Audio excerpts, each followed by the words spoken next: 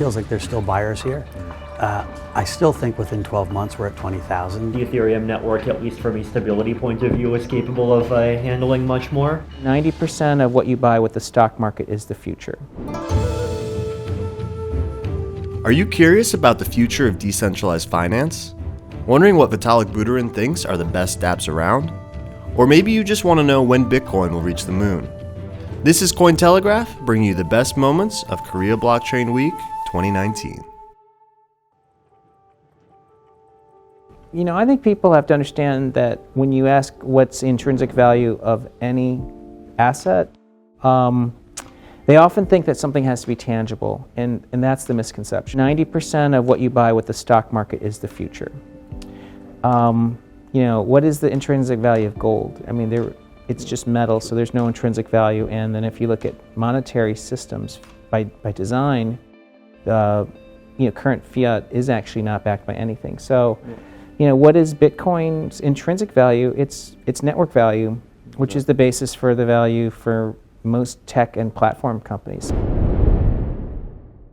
Historically, Bitcoin has been the currency that's retained its value. You know, if you look at the top 10 coins from maybe 5 years ago, probably most of them you wouldn't have heard of anymore because they've changed over time as new coins come in, and some other coins have fallen out of the news. Bitcoin network has been the sort of biggest source of security-focused R&D in evolving the cryptocurrency mechanism in a safe and reliable way. And of course it has to, because it has, you know, by far the largest market cap or value of users' money involved.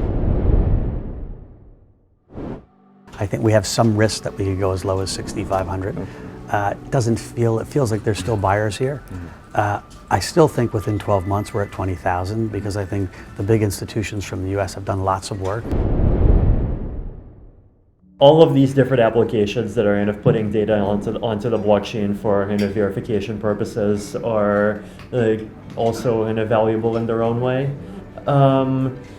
Kind of not quite at the dApp level, but another kind of trend I'm interested in and that I care about. I mean, two of them. One is kind of the growth of privacy technologies that are starting to be deployed. And the second is the growth of kind of more secure wallets, like smart contract wallets, so that to avoid like problems of losing your account or having your account stolen if someone hacks your computer or your phone or you lose your device. The big question is there going to be a replacement product for like the WeChat or Facebook? Is there going to be payments integrated with messaging that also includes an open platform for dApps that's a two-sided business model? That's the real question, because everyone in the real information technology world knows that's the killer app, that's what consumers want. So if we can create that using crypto, then we win. I think decentralized finance is the next iteration of the space.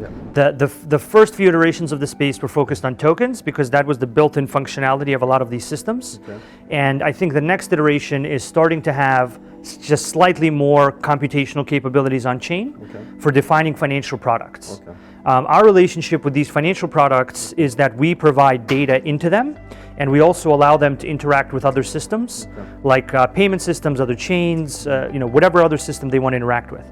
Our goal is actually to make it so that the decentralized finance, decentralized insurance spaces eclipse the token space.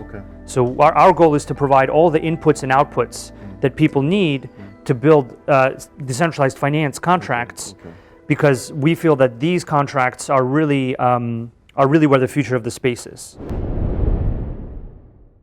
So the OECD's Blockchain Policy Centre was actually only established at the start of this year. And the goal there is really to create a global reference point for policymakers on blockchain and other distributed ledger technologies. And the genesis was a project that the OECD did called Going Digital, which looked at digitalization across the policy spectrum. And at the end of that project, our members decided they really wanted to focus very much on two technologies going forward. One's artificial intelligence, the other one, of course, is blockchain, because they really see how it's not just impacting the environment in which policy is being implemented, and therefore how they might need to adjust policy making as a result, but also its potential to be used as a tool by government to achieve their own objectives. Cointelegraph. Like, subscribe, and hodl.